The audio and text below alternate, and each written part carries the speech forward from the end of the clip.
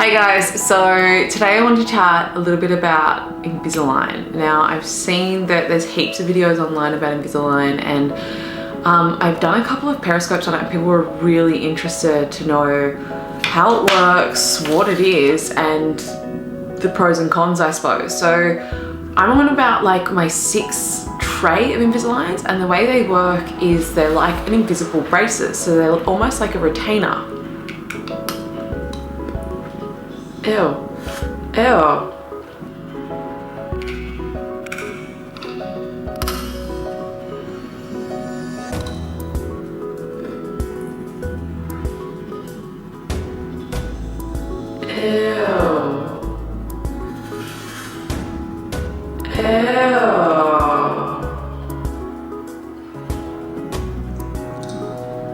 So it's so hot.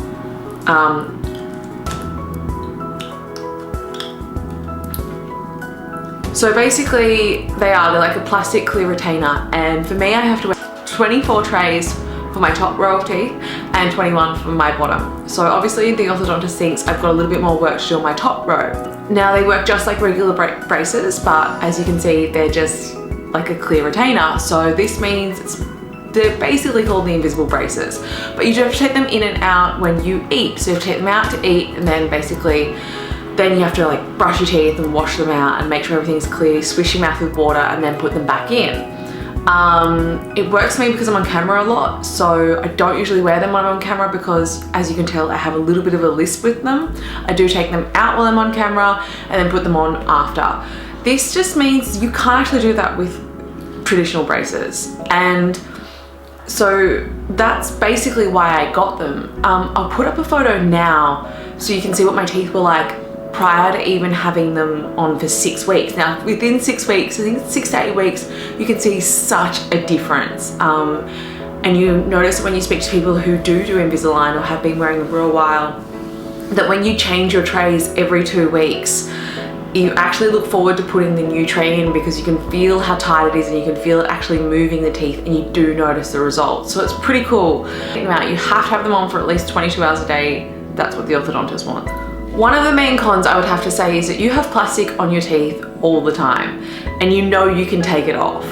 So it's just an annoying feeling that you know there's something on your teeth, and most of the time you forget about it. But when you do think about it, say you've got nothing to do, you're driving a long distance on your own and you can just know there's something there, and it's so easy to just go, I'll just rip them out for like a minute or two and have a break, because you know you can take them in and out. So that's, for me, my biggest pet peeve is that I know there's something on my teeth and I just know I can take it out and have a break when I shouldn't, because if there's no particular reason to take them off, I really should keep them on. So that's my biggest annoyance. After you've had them on for about a month, so you do 2 sets of trays without attachments, then you go back to the orthodontist. This is what mine did.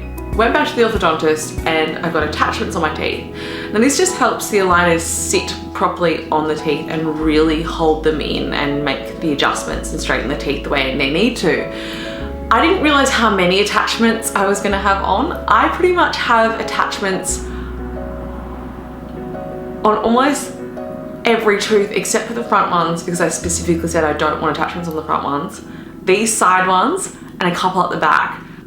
It's something you don't get warnings about. You have to stretch your mouth like,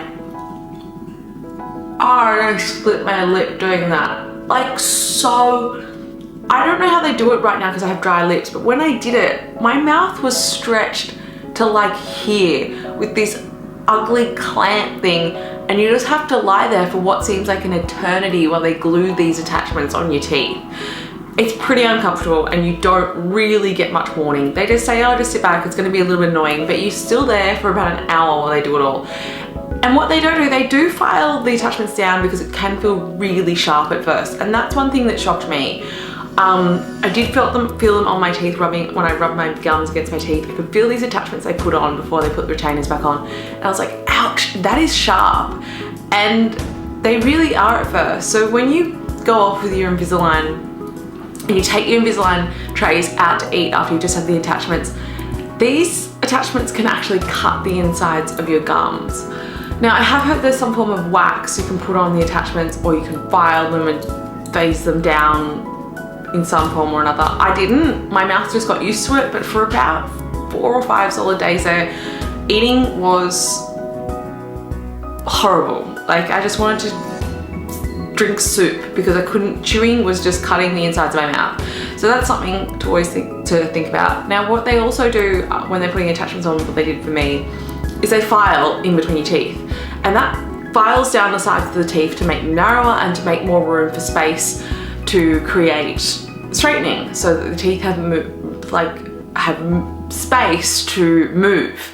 Because I think my main issue is crowding. For some people, they do want to close those gaps. They might have gaps between their teeth. For me, I just had a bit of crowding. So they had to create extra space for the teeth to move back into and be perfectly aligned. Again, they didn't warn me about. This is like a thin metal file that they literally get between your teeth and saw. And again, this is the same time having my attachments on, so I was literally lying there for around an hour, hour and a half, and it's like nails being run down a chalkboard times 20, and it's in your mouth. So that was really unpleasant. In saying that, I'm sure getting braces, traditional braces, isn't easy, and there's things we have to do to modify our teeth in order to get that perfect smile. So I'm not complaining, I just wish I'd known those things before I went into it, just to be prepared. It wouldn't have stopped me, but I think it helps to know that they're gonna do those things. All in all, I love the Invisalign. I can already see improvements. I'm really excited to keep, you know, watching the adjustments and see how they go. I'm seeing my orthodontist again in a week, so they may do more filing. I'm not sure. I'm pretty sure that's something that just goes ongoing. They give you chewables, so you have to take these little chewies. They're like these little pink, hold on, I'll find one.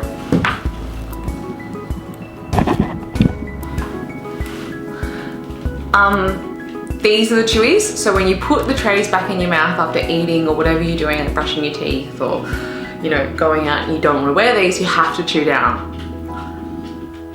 Like 30 seconds on each side, and that just helps the aligner slot back into place and really hold on to where it's supposed to. I'm not that good at doing that, but I try to do it as much as possible. I do love the Invisalign. I think they're serving a great purpose, because otherwise I don't know how I'd be able to straighten my teeth with the job that I have.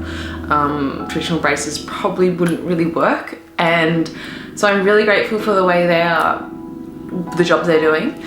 Basically, also what I wanted to say, in Australia, I'm not sure how it works overseas. I had a number of appointments with orthodontists and meetings about price and what they thought they could do with my teeth and how long it would take, etc., etc. Before I decided on a final price, I even kind of bartered with them. I said, look, I've been quoted this to begin with, and I'm just wondering if you can do better. But in the end, I got to a price that I was comfortable with and reasonable. I thought was reasonable. A lot of them will straight up tell you a ridiculous price, because I suppose some people just pay it. But I think if you are looking into Invisalign, especially in Australia, and you don't have the private health insurance that covers orthodontics, which I didn't, mine doesn't cover orthodontist costs, then it's really worth taking your time to shop around and find the best price and an orthodontist that you feel really comfortable with. So that's my advice. I will hopefully do another video to let you know how it's going and show you the improvement and how my journey is going with the Invisalign in a few months' time, and hopefully I don't have to go through any more filing.